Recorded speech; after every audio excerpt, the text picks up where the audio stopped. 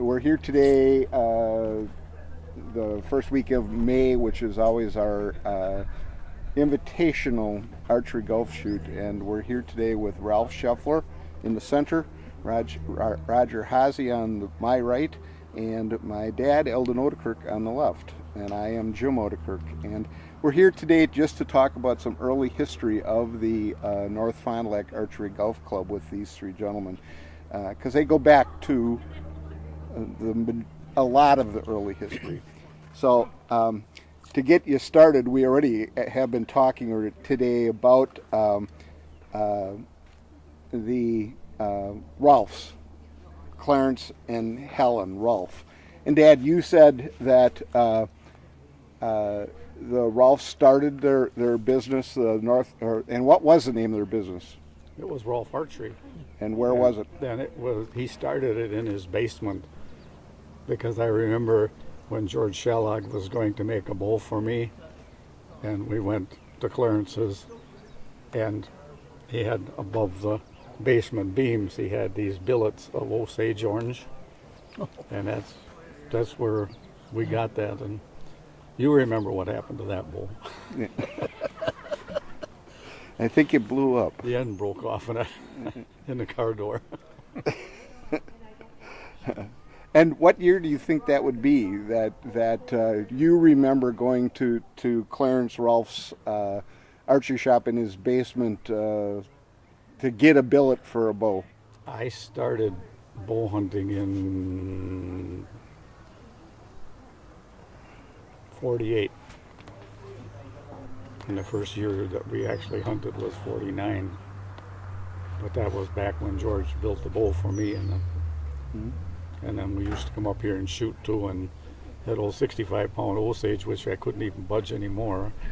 You know, you could shoot on 9, you could almost get it in 2 every time. So, and how old were you then? 18. 18. Ralph, what's your earliest memories of the? Or excuse me. That's okay. That stuff we can. Ralph, what's your earliest memories of the Rolf Archery kind of thing? Well, that part I missed, but I knew he was up here, and he would bring in a bunch of arrows and sell them here, and Helen was here also taking, working at the counter and taking and bringing in money and stuff like that. That's about all I know of them at that time. And that's my earliest memories too, are of coming here with my family group, and Clarence having his pro shop set up here in the clubhouse. And I honestly miss that, having somebody here. And I can remember him working on arrows in there also. That's, again, some of my earliest memories of it. Roger, I know you got involved in the 60s, correct? Early 60s, yeah. And you were living in North Fond du Lac at the time? Yes. And in fact, it wasn't far across, almost across the street from Ralph Archery. And that's why I walked over there one day. Otherwise, I never pulled a bow back in my life. And I started looking at the stuff, and then I seen other people. He had a 4-man range in the back, and he had guys that came in and just would test arrows and do different things. And I kind of got hooked on it and started coming over there and buying equipment, and that's how I got started in archery. It wasn't anything like the equipment you got now, is it? No. But we used to take his throwaway arrows, 10 cents a piece. Yeah. They were little wood ones that were warped a little bit, and we would, it's all we could afford, so we would buy them and shoot them until they broke. Where there was, back even in the 60s, there wasn't any aluminum arrows, there wasn't any fiberglass arrows, there wasn't any graphite arrows, there wasn't, what you had was wood arrows. He made the wood arrows. He had about 5 or 6 girls working for him back there on a assembly range, And It was just a gal's picture in the obituary the other day. She was like 90, I think, and part of the thing where she had worked, the last one was she had worked at Rolf Archery making arrows. Yeah, that stuff goes back. We used to go and and we'd buy just a dozen shafts and the feathers and make our own arrows, but they had quite a production line going there. See, that's something I didn't know, that they actually had a production line. Somebody, even with too, they had a big round table with all the Fletchers, and the kids would, or young ladies would be doing it all. And they'd actually hire people. And I think Gary Van Harpen, one of our members that I really would like to also interview, one of his earliest jobs was building arrows. Do you know who he was building arrows for, Ralph? Whitman? Yeah. Oh, made. Was Gary building? No, Gary was building arrows. Do you know who he was building arrows for? No, I didn't know Gary at that time. Yeah. But the Ralphs made them for big stores like Walmart and Kmart. Yeah. Any place like that, they would have boxes of arrows in there. And sell them. Yeah. And when I started, arrows were 25 cents. He had a setup of some kind $25 for a bolt. His field points all had Rolf stamped in the side of them. Yeah, I might even a couple of them laying around just somewhere. Well, we had a league going there. There was only 4 guys could shoot at a time, I think it was, and we had a league going. And when one day I came in and some other guy had a set of aluminum arrows, and he was going to trade them in to Clarence for wood. Well, no, he was going to trade them in for a newer aluminum, and I asked him what he had to have for that dozen of aluminum arrows, and when he told me, I thought, well, I'm going to buy those, and I came in and I beat everybody on the board in one time. Yeah. Just because of the arrow. Yes, change. and then all of a sudden everybody that was shooting came and got aluminum arrows. And that's something that we really should talk about, is the change of equipment over the years. Wow. Dad, you talk about going and actually buying from the Rolfs Osage orange billet, which is a chunk of wood It was a billet cut out of, Osage doesn't grow that big, and so where they got, something this long, and it was actually 2 pieces where he brought it around, and George could, he made this real fancy joint in the middle, and it never let go. They always had a lot of Kaskif and glue they used back then. So the billet that you bought was actually, they made the bow in 2 pieces. Yeah. Because I've seen billets. In fact, Helen brought some in here just before she passed away. Some lemonwood billets, I believe, and passed them along to somebody that talked about building bows. Yeah. And they would be the full length billet for a straight bow. Was your Osage orange bow a straight bow, or was it a? It was a recurve. George had a special deal where he could steam it and clamp. They were just recurves like this. They weren't that full recurve, and they were pretty much straight up when you drew it. Getting back to Rolf Archery, and again, I really, what we're trying to do is document the early history of Archery Golf. Dad, I guess you're the senior. The senior here. By 2 years. I got the blessing of being 82 years old, and I'm in pretty good shape yet, other than the fact that I've had both knees and both hips replaced and stuff like that. But I feel so blessed that I can still come up here and spend time with my family. Amen to that. And isn't that what it's been right along? Yeah, I don't come up here and think about, I gotta get this lower score because No. I'm just glad that I'm a senior and I can still walk. So let's try and talk about the first time that you came here to play archery golf. What are your memories of your first trip here? Anything don't- you can come up with, kind of thing. Only thing I can remember is when the old course was still over off up this way, and it was all pines, and it was just shoot back and forth through the pines. Because I remember my buddy Glenn Williams was along with us. This must have been like in '54 or so. Because like I said, my grandma was still alive, and she was on crutches, and you know, there was no facilities of any kind over there. It was kind of unpleasant for my grandma, but I remember this one hole. It's just like two out here, where if you come a little short or a little long, it's on the ground. He shot 14 times at that, and finally the scorekeeper. We had scorekeepers back then. Let's go into that, the scorekeepers, because you three all remember the time period when there was scorekeepers. Today's world, each person keeps their own score, kind of thing. Roger, back in the heyday in the 60s, how many people do you think were coming here to like the invitational shoot? There was over hundreds. I can't remember this. Maybe the secretary could tell you exactly the amount was in the book, but I don't remember the amount. Well, back when I started was about 65, and there was in Class A, I think there was 120 guys just in Class A. And that would have been in 1965. Yeah, and that was just the men's. I don't remember all the women, but that was it.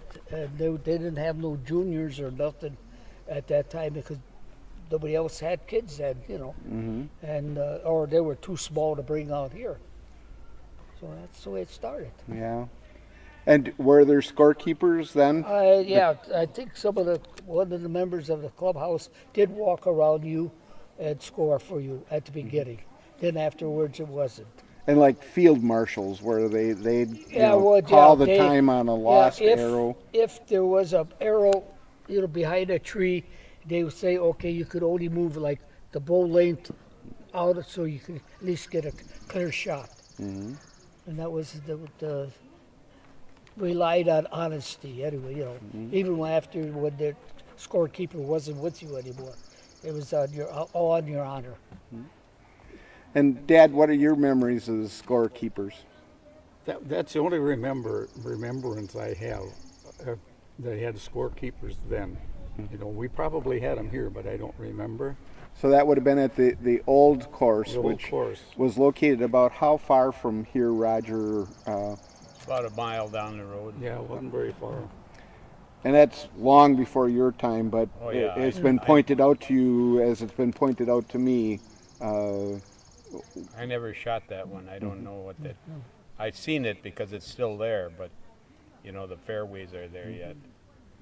Did you ever have to act as a scorekeeper for the club, or did you? Yeah, sure.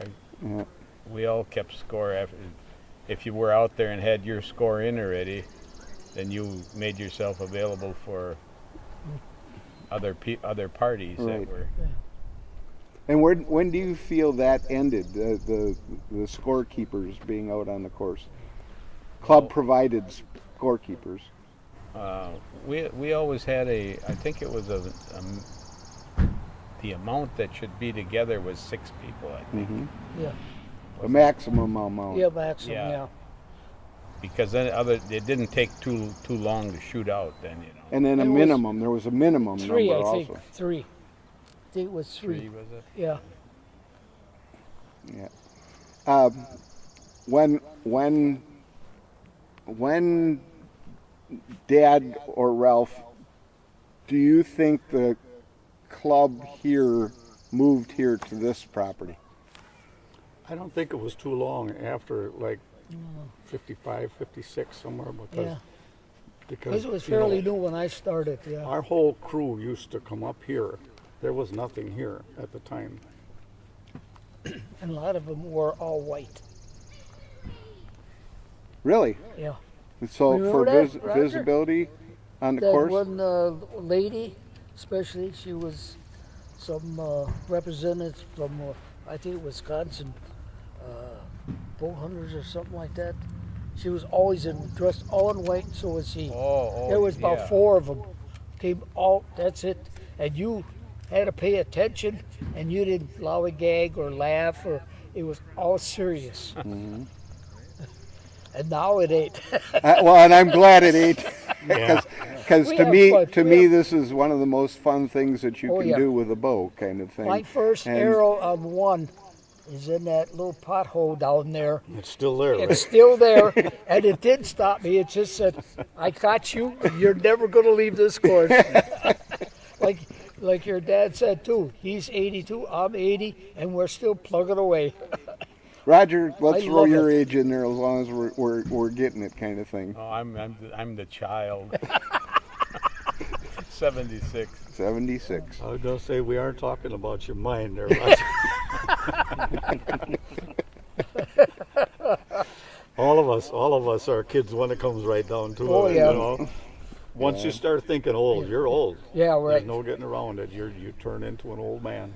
So, Ralph, your earliest memory of coming here, you already shared with us that you put your first arrow down into the pothole here on the side of one. What else would be your earliest memories of this golf course? There was no dog legs, and it was all nice. A lot of places you had to use a flu because the trees were hanging over and stuff like that. But it did occur to you, even on what recurve roll, and wood arrows, and then eventually I had aluminums, and we were happy when we even got 6 on the back 9 or something like that. Yeah, We were yeah, happy, yeah.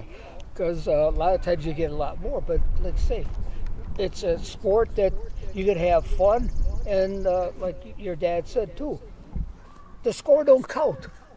It's do you enjoy it? Well, and the family portion Yeah. of it. Having kids. Roger, your grandchild is out here shooting. How old is she? 4. Going to be 4. And she's out here shooting archery golf, and this is not her first time of shooting either.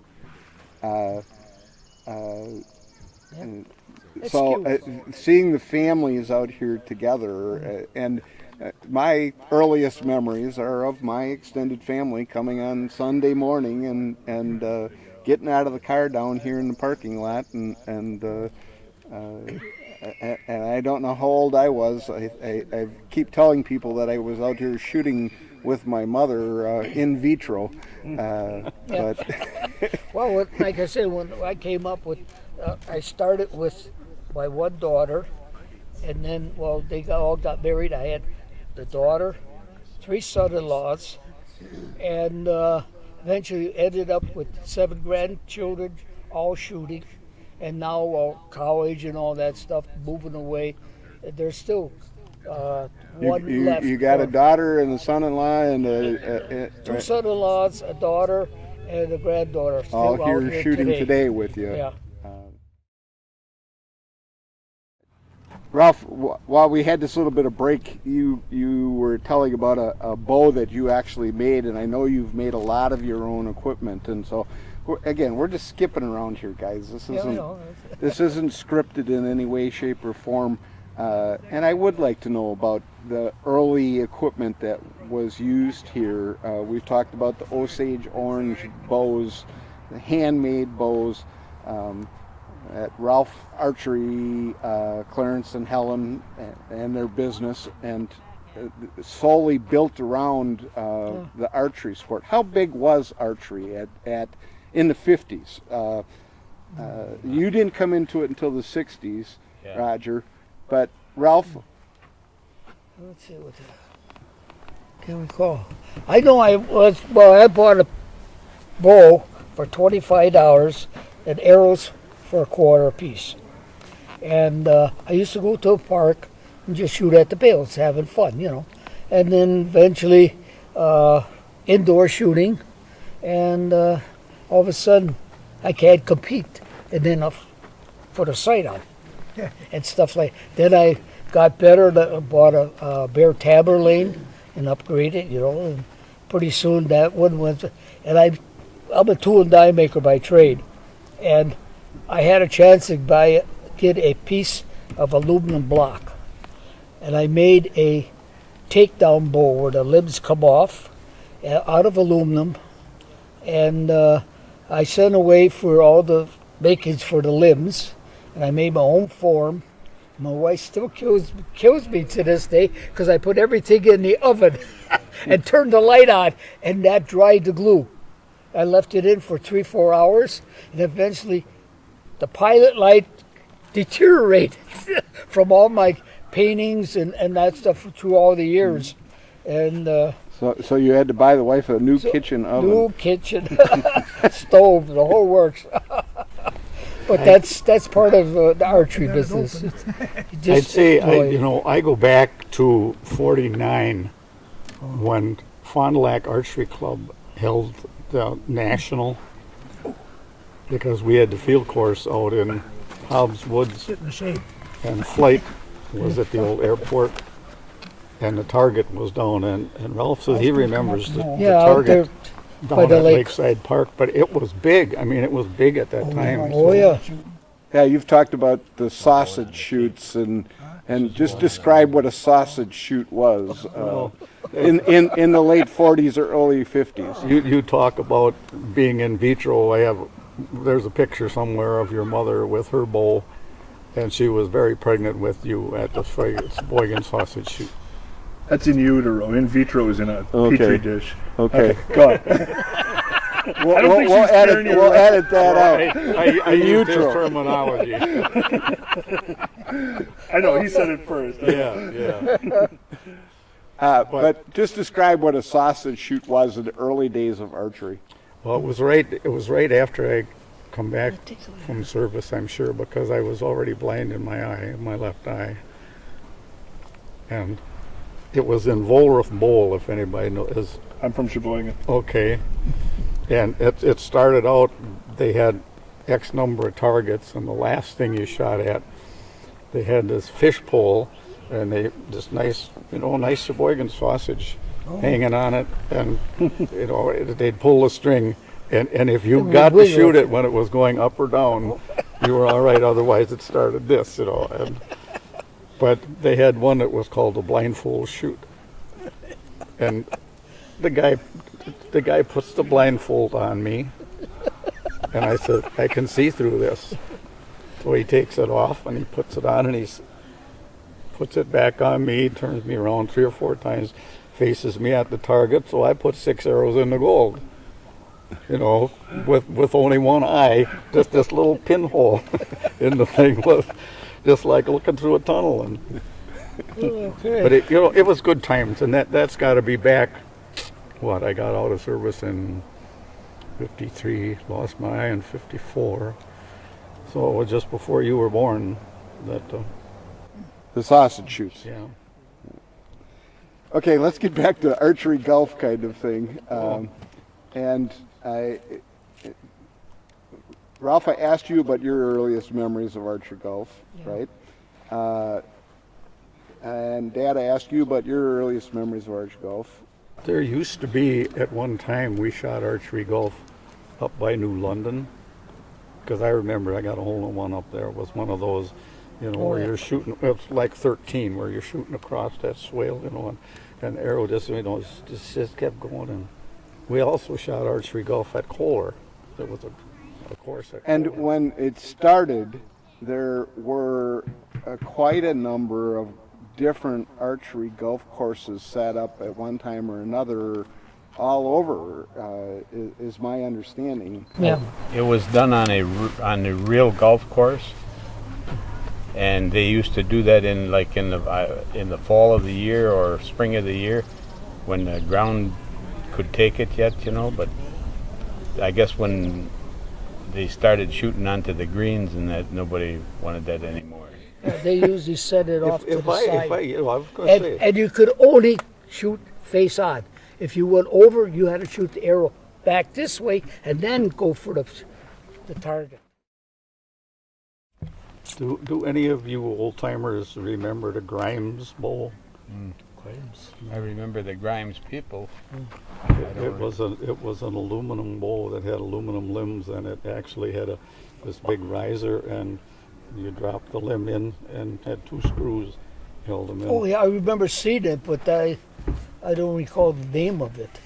Did Yeah, they it was shoot Grimes. archery golf here? The Grimeses, you remember? Yeah. Elmer and I can't think of his wife's name right now. And this was the people that built bows? I'm not sure, but they were pretty big in this archery golf. Yeah, when Lake Geneva, some guy came in with a bow that had the big fancy wheels on, and that was the first compound bow. And he came in, and but it was easy compared to that same pipe with a recurve, the same poundage. And he did that, and he came another year or later, he came in with a little better model, and then you got that today. Look at what you got today. I also remember the first compound bow that I saw. I was shooting a field course with the Lost Arrow Club out of Fond du Lac, another Fond du Lac archery club, and at that time it was recurve only, and they would not allow the very early compound bows to compete against the recurve. Yeah, Racine bowmen too. You shoot that. That's it. No sights either. And Roger, this would have been on your watch here. You watched it go also, I'm sure, from recurve to compound bow here. Yeah. And I think it, for a time period, got to be almost exclusively compound, didn't it? Well, at first they didn't want you to shoot a compound in the tournaments, you know. Yeah. But after a while, when it become More popular. but Then everything changes. It's just like with the sight. And it's now somewhat changed back, because I think the biggest group we have shooting today is the traditional shooters. Yeah.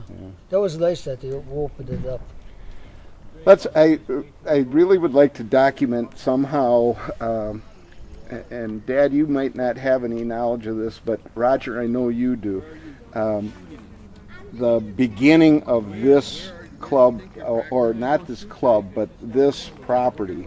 I overheard you talking with Paul about what did they pay for this? We own 127 acres here. What did they pay for this originally? they told me, I wasn't here when they bought it, but they told me it was $10 an acre. And that's a figure that I've heard also. Yeah. And then wasn't it a situation where the very early members of the club chipped in, like... Yeah, they all put $1,200 in, I guess, or something, and paid for it. Right. Do you know who the early members of the club were that would have been involved besides the Rolfs, Clarence and Helen? There was a heck of a lot of them. I mean, I don't remember. Well, we can get into that later on, kind of thing. I had redone the lifetime members board, and I'm sure that would jog some memories. So they went all together. The small group went together and put $1,200 in to buy the 127 acres. Yeah, roughly. Well, I think there's 128. I don't know. Yeah. But, Okay.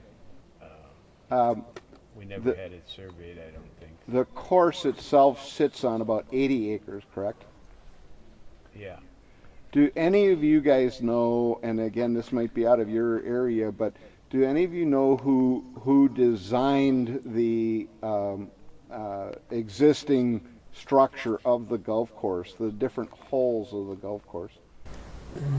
No, I don't. There was, I don't know, there was probably a lot of them in it. I mean, you know, but I remember when I first started, everybody brought their lawnmowers, even push mowers, and we would only have a fairway that was maybe 6 feet wide. Mm-hmm. All of them were like that. And trees, if you took a tree out, usually some of the older guys would get mad because that that was supposed to be there. I think that still happens today. Yeah. Well, Remember all these pies along 9? yeah. They used to be like this now. There was none there when I started. Yeah, well, yeah. Yeah, there's some Mine early were, there pictures. were little in, tiny things. And there early was- pictures in the clubhouse of the parking area And and the the- clubhouse. Yeah. The whole line was down here was 450 yards. 450 yards line was at one time. Until they overshot too far, and then they I'll call shortened you it up. when I need you. Ralph, you mentioned that the first time that you came, and I know, Roger, you were involved in changing the course a little bit. Currently, there's 18 holes. They're all based off of the original 18 holes, but over the years, the club had to add 2 dog legs to the course. You want to just give a little history on why the dog legs were added to the course? Well, we had so many tie scores, and the only way you could do is make something just a little bit harder so somebody would miss once in a while, Yeah. because they were so Yeah. they were so good at it, you know. That And 15 was the first dog leg created, and my memory of 15 as a kid was it was the question mark hole. Why was it called the question mark hole? Make it harder. they never had no written Yardage. yardage for it. Yeah. Right. Yeah. And then also, I think it probably was you, Roger, that told me that besides the fact that the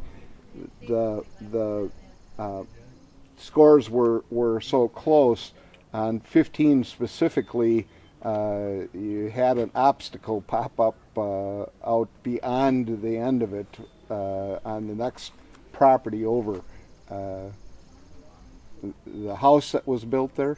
Oh yeah. Yeah, well, 2 on 17 was so long that there was little pines the guy put in, and then the arrows were going in his property, so that's it, so we shortened up the hole so that our arrows didn't get in there. So good for our neighbors, you know. Mm-hmm. Yeah, it wasn't a very long hole at that, you know. It was maybe 70 yards or something. I don't Right. remember exactly. But That's when they almost would familiar. when they overshot it, they would be in his yard, and I didn't want to cause any trouble with the neighbors, you know. So.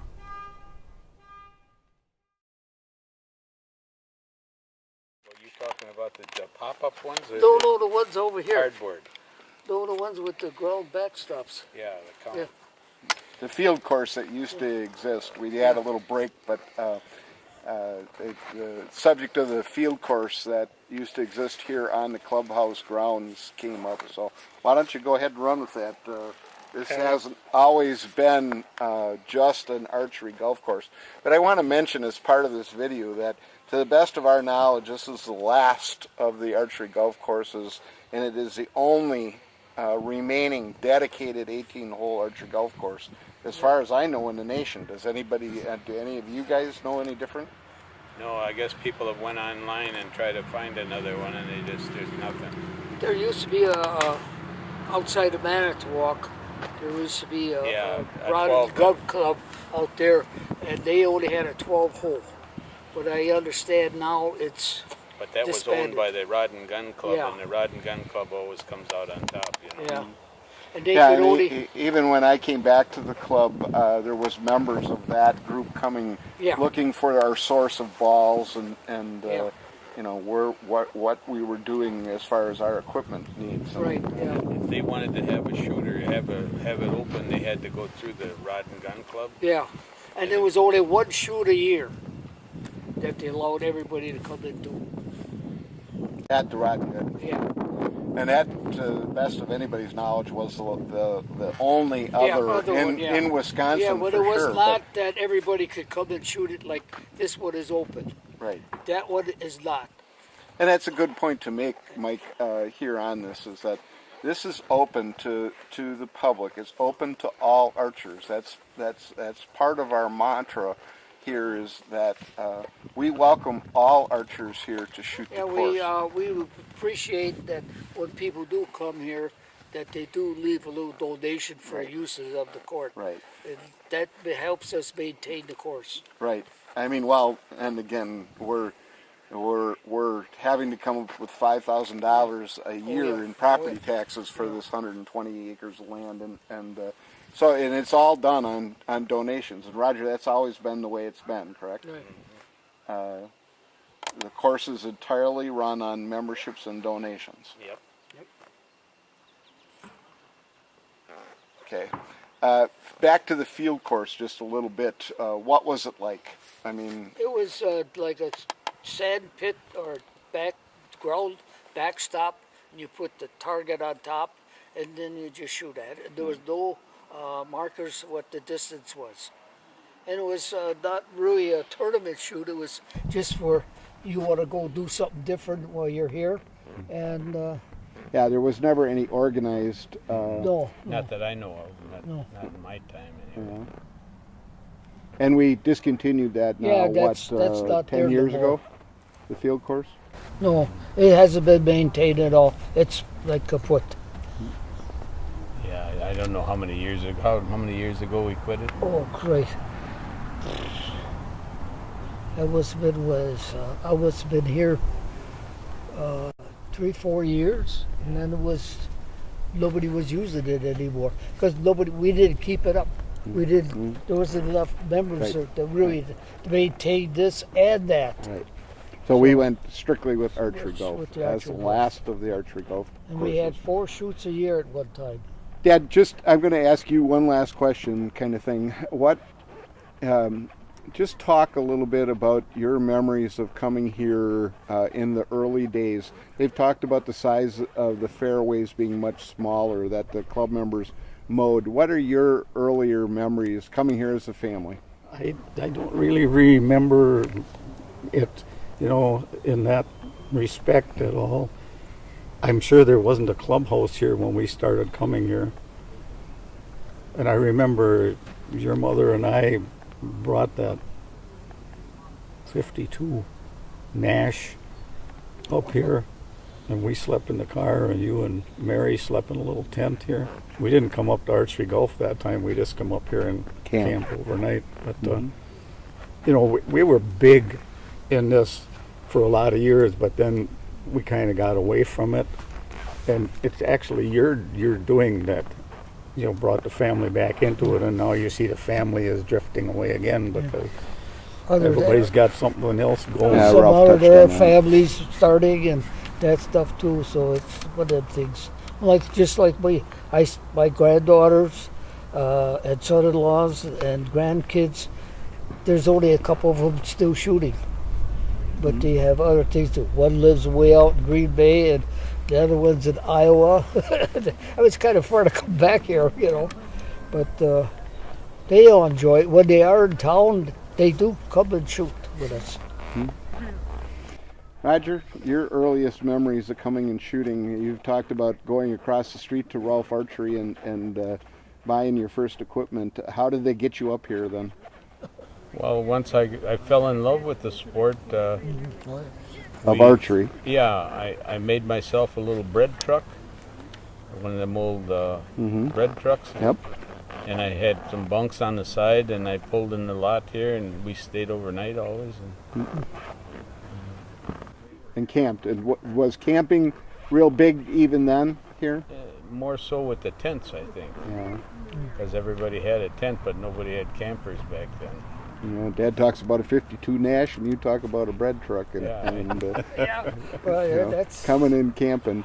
Yeah. As far as the course, you said that everybody, all the club members would bring lawnmowers, and the club didn't own any equipment at that time at all. No, well, we had no place to keep it for one thing. I think that little metal shed was all we had, Mm-hmm. and that was the rakes and shovels and things you need like that. Yeah, we. And the course itself was a lot rougher, smaller, rougher. rougher, yeah. But that's the way the older fellas wanted it. They They wanted. do want to make it easy. When you talk about cutting a tree limb out, no, that's there. That'll. That's part of the stuff. Leave it alone. That's one of the. You got to use a flu or something else, or Yeah. take 2 shots to get to the hole. To make it a little more Yeah, challenging. a little more challenge. Yeah. and make you really a better archer at it, you know, as far as accuracy. When you talk about a better archer, I've been told that the size of the ball, 4.5 inches, was to approximate what? There's an open question for all three of you. I have no idea. I don't know. It's just something that they picked. Well, actually, they bought a ball, and that was the size. So it's kept the size all the way through. And here's what I had been told, that it approximated the size of a deer heart. And I'm not even sure where I got that from, but I thought Probably did, but you know. the earliest balls that you remember, they were made out of rubber, weren't they? Well, at first they made them out of rags or something. They tied them together. Oh, yeah, I remember that. Wasn't there a hook of rope on it, too? You that talk would about do- arrow you would breakers. Go flying around?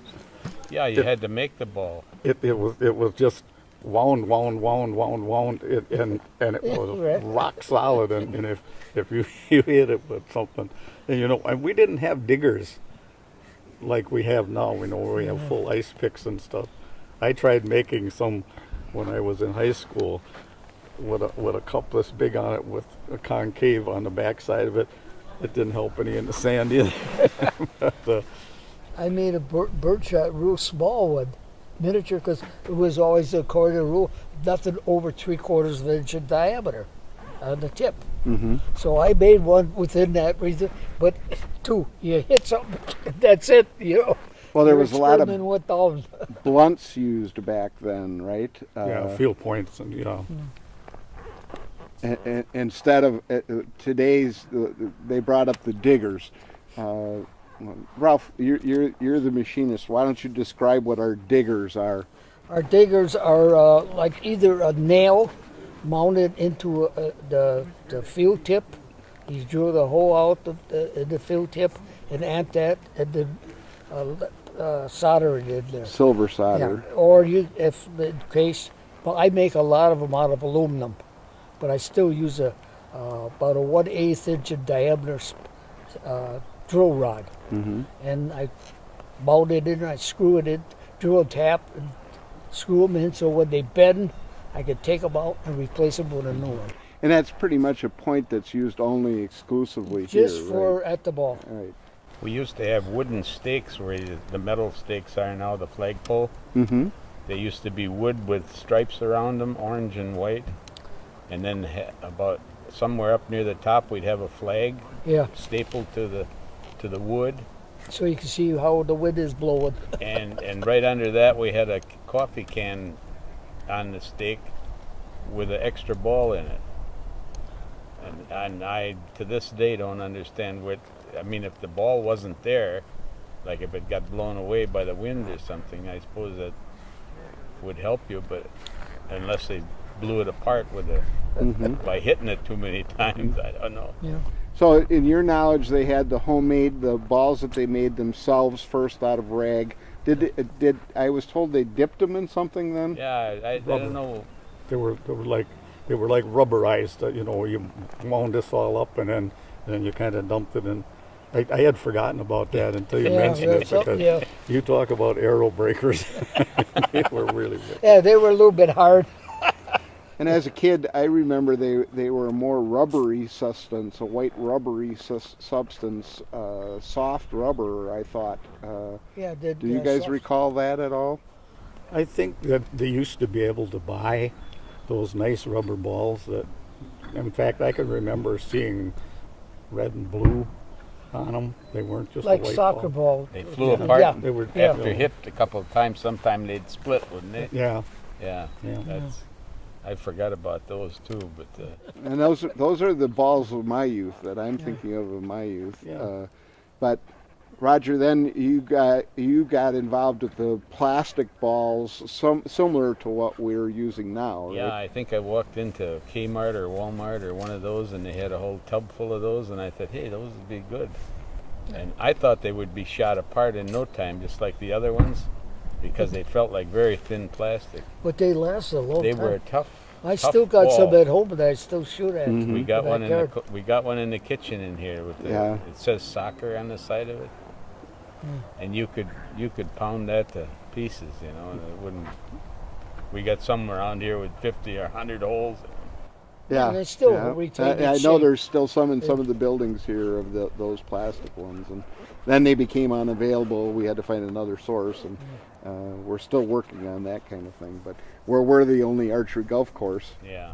left. I mean, Is that gentleman from Chicago that makes them? Is he still in business? as far as I know. Yeah. Yeah. Hopefully, when we need some again. Okay, any other memories that you guys want to share while we're here talking about the early days of archery golf? Is there anything specifically that you can think of, again, pertaining to the very early days of archery golf here? Well, one thing, as long as he's got that little bit of film left, we must mention that you do receive a hole-in-one pin. For only one time for the hole-in-one when you shoot one arrow from the tee off and hit that ball. And I have one, Ralph, and I think you're making them yet, Well, aren't you? I made a whole bunch of them now because we couldn't get the original ones. Whatever happened to them, they went out of existence. Right. How much can I buy one for? Sorry. You can't buy one, Take it Mike. straight You out, can't man. buy one. I don't know what. Roger, you got one? I, Hole in one? You ever get a hole in one I here? think I've got both of them. The I got the original one. And I got one a couple of years ago on 11 up here. And you got a Flight pin arrow. too? With a flight Yeah, arrow. there's quite a few people have hole-in-ones. There was Ron's Button that I remember, he's got 22. John Cock and I have 11. And now your son, Brian, I don't know how many he's got now, but he's can pick them Yeah, off. I In think fact, Brian's probably he got just the. did one yesterday, number 6. Yeah. What is that, 100-yard downhill? Yeah. Well, It's a thrill. I'd like to thank our three panelists again today. I'll call you panelists for our three archery golfers here. Wow. And again, all we're trying to do We here got is a title document now. That sounds impressive, doesn't it? document some history of the club for the future. I mean, we want to see it continue. Oh, yes. I mean, and this will hopefully give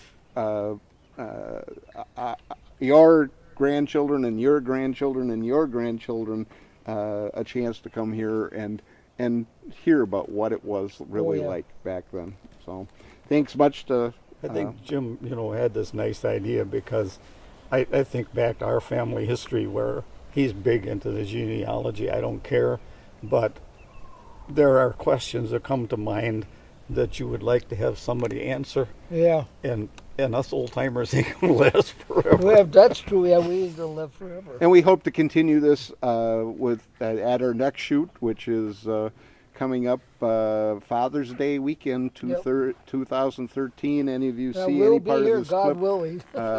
between now and then? Come out and join us here at the North Fond du Lac Archery Golf Club in Mount Morris, Wisconsin. Yep. Thanks, Mike. There.